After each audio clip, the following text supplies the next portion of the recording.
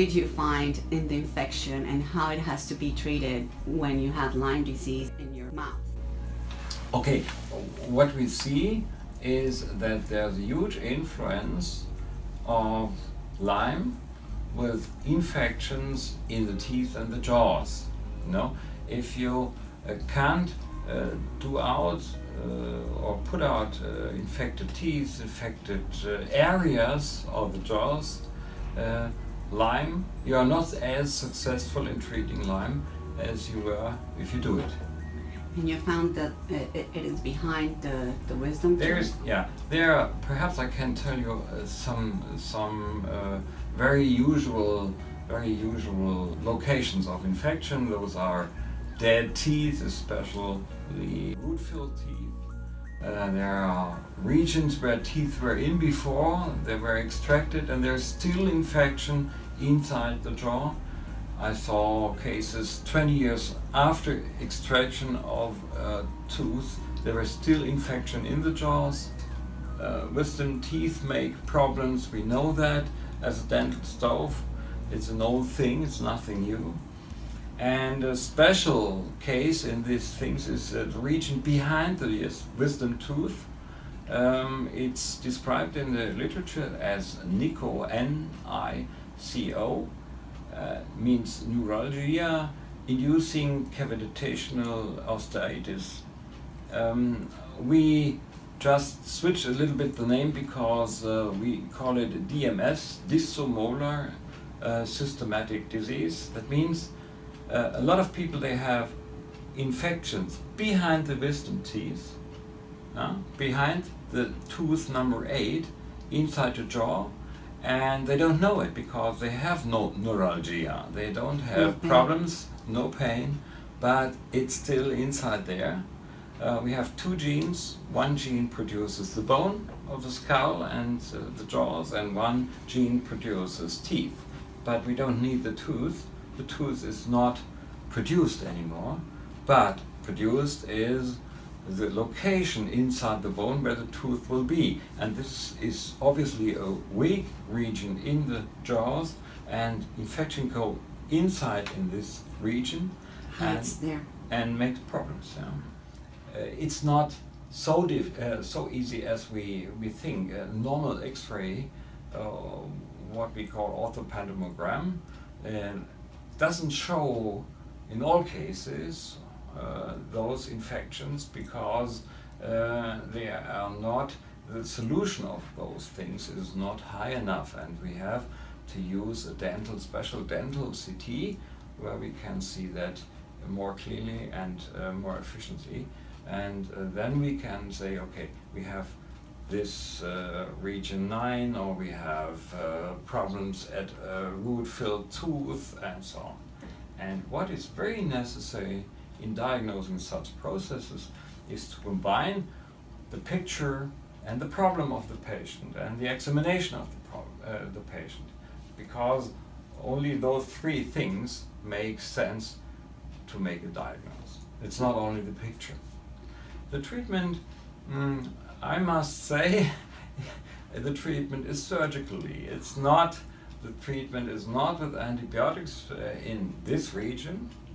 Surely it might be necessary for treating the general infection like Lyme, but it's locally the treatment is surgically. That means removing the infected bone, removing the destroyed bone.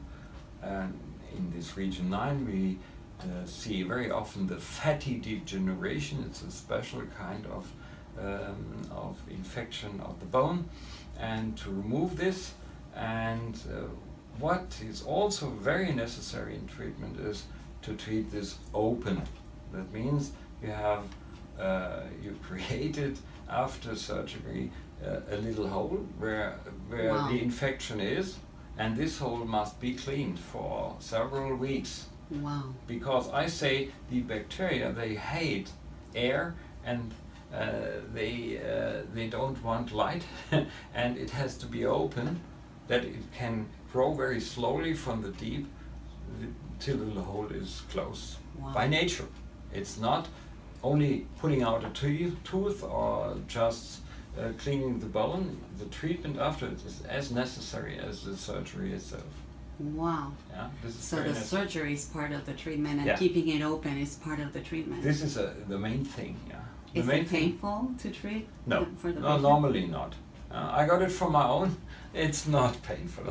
I promise you, because it's not a very aggressive surgery. It's Okay. just a local small surgery. This makes it very gentle for the patient.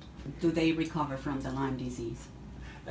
Yeah, a lot of systems disappear. What typical is the shoulder pain, or the hip pain, or the knee problem. Go away. They are away afterwards if it's the right diagnosis. Yeah.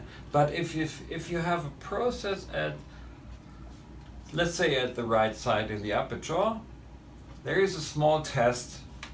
There's a small test. It's well known since the 40s of the last century. It's the test after Honecker. You just inject some local anesthesia in this region. And before the patient couldn't move his shoulder, and after the small injection, 2 minutes later, he can move his shoulder very properly. And then you know there is something inside. And then you have to treat it. But if you only give antibiotics against Lyme, and you don't do that, your shoulder pain won't disappear, I'm sure. How was your personal experience with Lyme disease? And you know, I was in treatment.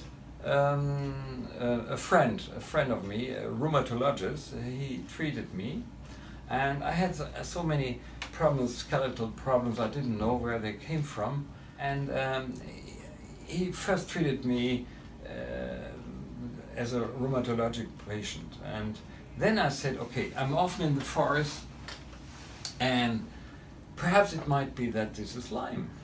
And then I saw my friend took books and read and said, okay, we test you. And then I was lucky that the antigen test, the normal ELISA test, Yes. showed that I had Lyme. Wow. But he didn't know anything about co-infections. He just treated me with Rocephin, with doxycycline. I took 4 weeks long. It was not Rocephin. enough. It didn't work because it doesn't work with chlamydia and doesn't work with mycoplasma in combination. So you would say, and this is asking to the doctor, the lines that just say about Rocephin or doxycycline, they're wrong because they're not really looking to all the programs. How could you recover? With that guideline, you wouldn't recover. I only can say that Armin Schwarzbach saved my life, because if he wouldn't have diagnosed those co-infections, I would have taken the wrong medicaments, and I wouldn't sit here in front of you and talk about Lyme and talk about those problems.